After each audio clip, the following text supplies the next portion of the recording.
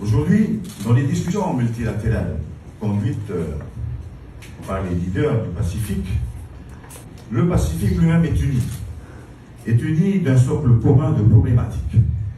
Elle concerne notamment les conséquences du changement climatique, la préservation des ressources de l'océan, la surveillance de nos zones économiques, les pathologies sanitaires communes que sont l'obésité, les arbovisores, etc., la production d'énergie renouvelable, le traitement des déchets issus de la consommation moderne, telle que la lutte menée actuellement contre le plastique, par exemple, et aussi des transports internationaux régionaux. Nous tentons de transformer donc tous ensemble notre faiblesse apparente provenant de notre petitesse en opportunité, en atout, grâce à notre unité, et c'est cela aussi le Pacifique.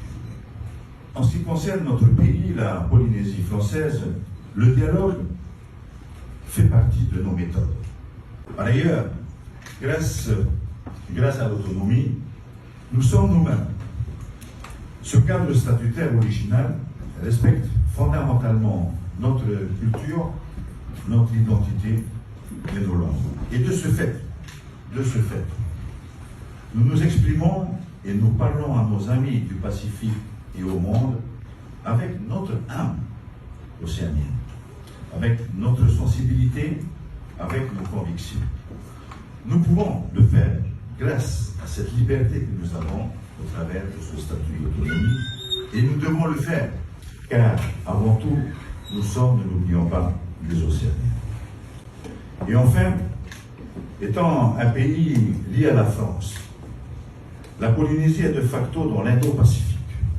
Cet axe n'aura de sens et de réalité dans le Pacifique que si la France et l'Europe viennent accompagner nos pays dans les grandes problématiques communes au Pacifique et que je viens d'énumérer plus tôt. L'invitation du président Biden à Washington allait dans ce sens.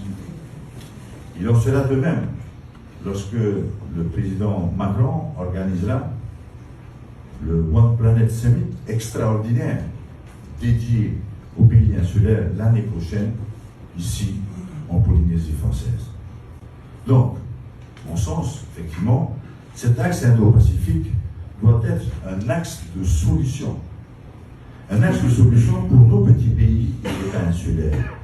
Dès lors, nous nous sentirons tous ensemble intégrés à cet axe indo-pacifique.